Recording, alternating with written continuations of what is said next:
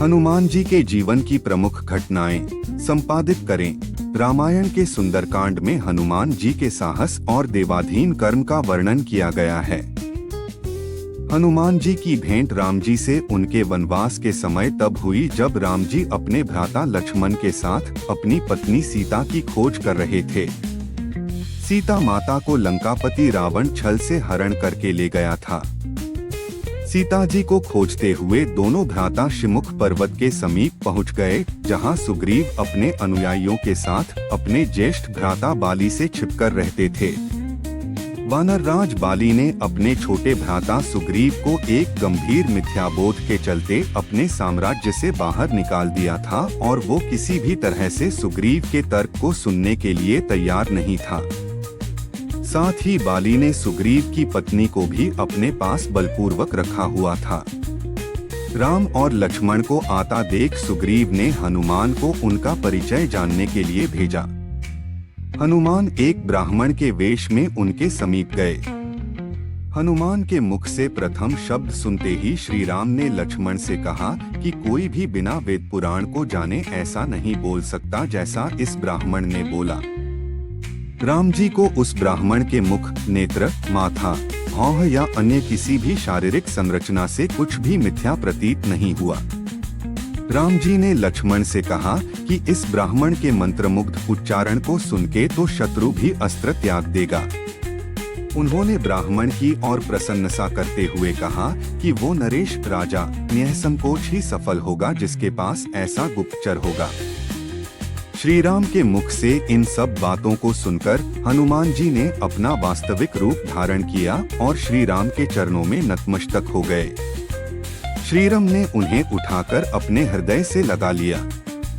उसी दिन एक भक्त और भगवान का हनुमान और प्रभु राम के रूप में अटूट और अनश्वर मिलन हुआ। तत्पश्चात हनुमान ने श्री राम और सुग्रीव की मित्रता करवाई।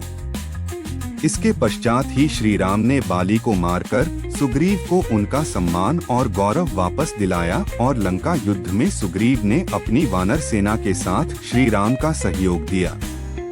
सीता माता की खोज में वानरों का एक दल दक्षिण तट पे पहुंच गया, मगर इतने विशाल सागर को लांघने का साहस किसी में भी नहीं था। स्वयं हनुमान भी बहुत चिंतित थे कि कैसे इस समस्या का समाधान निकाला जाए। उसी समय जामवंत और बाकी अन्य वानरों ने हनुमान को उनकी अद्भुत शक्तियों का स्मरण कराया। अपनी शक्तियों का स्मरण होते ही हनुमान ने अपना रूप विस्तार किया और पवन वेग से सागर को तैरकर पार करने लगे।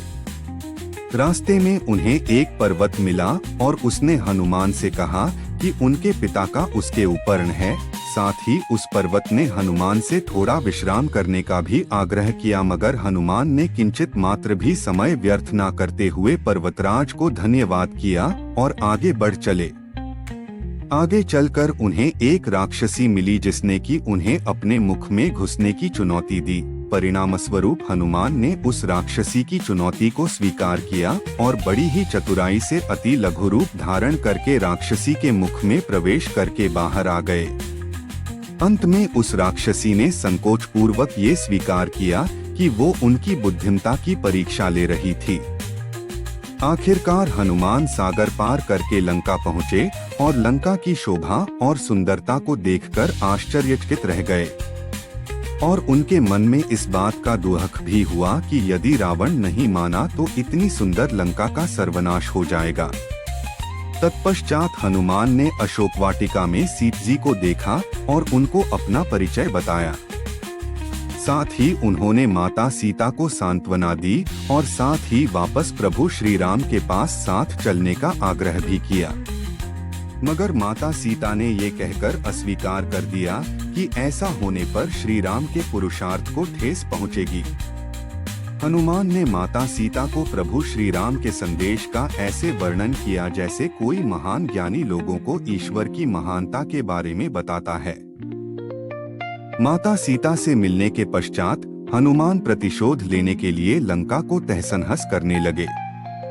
उनको बंदी बनाने के लिए रावण पुत्र मेघनाद इंद्रजीत ने ब्रह्मास्त्र का प्रयोग किया।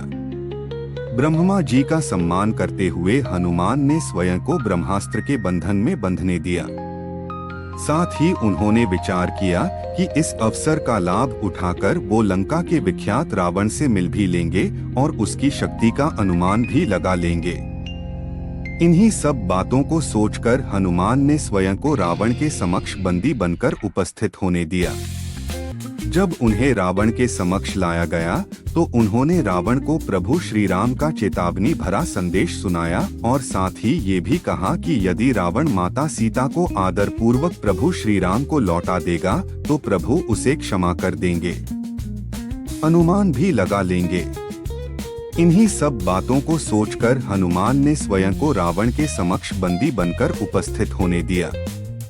जब उन्हें रावण के समक्ष लाया गया तो उन्होंने रावण को प्रभु श्री राम का चेतावनी भरा संदेश सुनाया और साथ ही ये भी कहा कि यदि रावण माता सीता को आदर पूर्वक प्रभु श्री राम को लौटा देगा तो प्रभु उसे क्षमा कर देंगे। क्रोध में आकर रावण ने हनुमान को मृत्यु दंड देने का आदेश दिया, मगर रावण के छोटे भाई विभीषण ने ये कहकर बीच बचाव किया कि एक दूत को मारना आचार संहिता के विपरीत है। ये सुनकर रावण ने हनुमान की पूंछ में आग लगाने का आदेश दिए।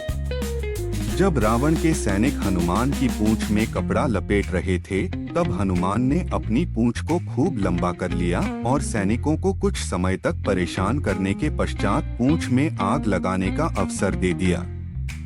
पूंछ में आग लगते ही हनुमान ने बंधन मुक्त होकर लंका को जलाना शुरू कर दिया और अंत में पूंछ में लगी आग को समुद्र में बुझाकर वापस प्रभु श्री राम के पास आ गए।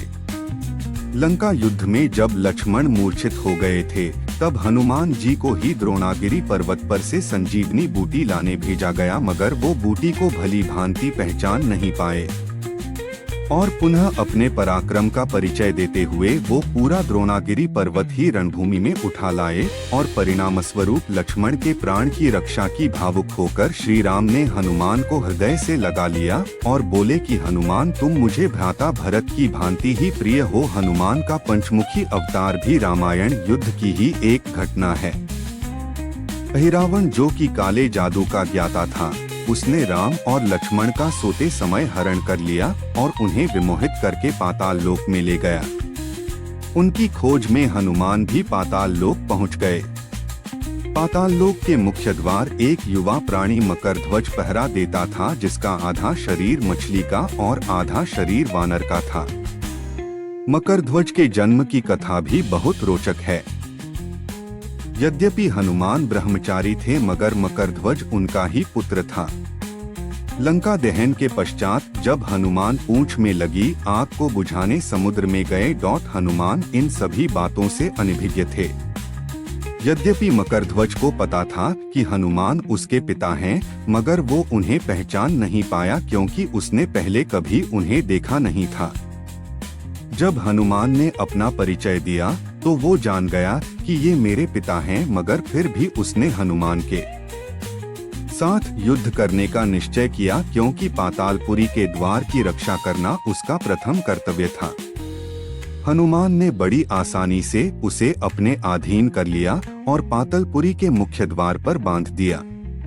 पातालपुरी में प्रवेश करने के पश्चात हनुमान ने पता लगा लिया कि अहिरावण का वध करने के लिए उन्हें 5 दीपकों को एक साथ बुझाना पड़ेगा।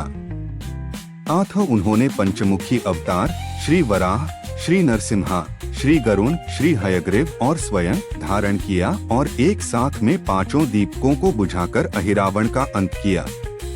अहिरावण का वध होने के पश्चात हनुमान ने प्रभु श्री राम के आदेशानुसार मकरध्वज को पातालपुरी का नरेश बना दिया।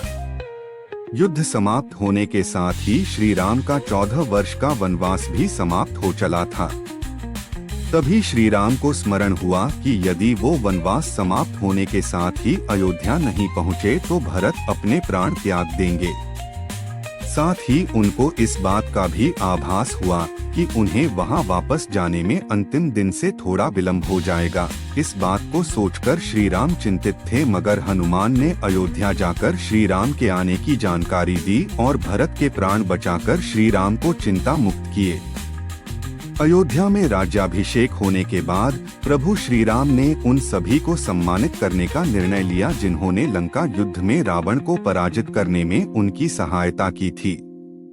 उनकी सभा में एक भव्य समारोह का आयोजन किया गया जिसमें पूरी वानर सेना को उपहार देकर सम्मानित किया गया। हनुमान को भी उपहार लेने के लिए बुलाया गया।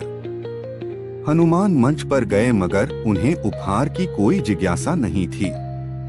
हनुमान को ऊपर आता देखकर भावना से अभिप्लुत श्री राम ने उन्हें गले लगा लिया और कहा कि हनुमान ने अपनी निश्चल सेवा और पराक्रम से जो योगदान दिया है उसके बदले में ऐसा कोई उपहार नहीं है जो उनको दिया जा सके।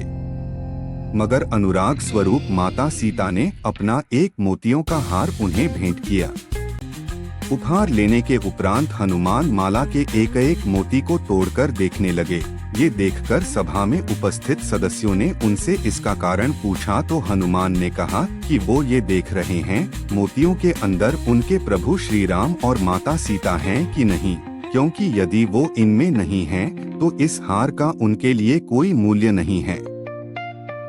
ये सुनकर कुछ लोगों ने कहा कि हनुमान के मन में प्रभु श्री राम और माता सीता हैं कि नहीं, क्योंकि यदि वो इनमें नहीं हैं तो इस हार का उनके लिए कोई मूल्य नहीं है। ये सुनकर कुछ लोगों ने कहा कि हनुमान के मन में प्रभु श्री राम और माता सीता के लिए उतना प्रेम नहीं है जितना कि उन्हें लगता है। इतना सुनते ही हनुमान ने अपनी छाती चीर के लोगों को दिखाई और सभी ये देखकर स्तब्ध रह गए कि वास्तव में उनके हृदय में प्रभु श्री राम और माता सीता की छवि विद्यमान थी।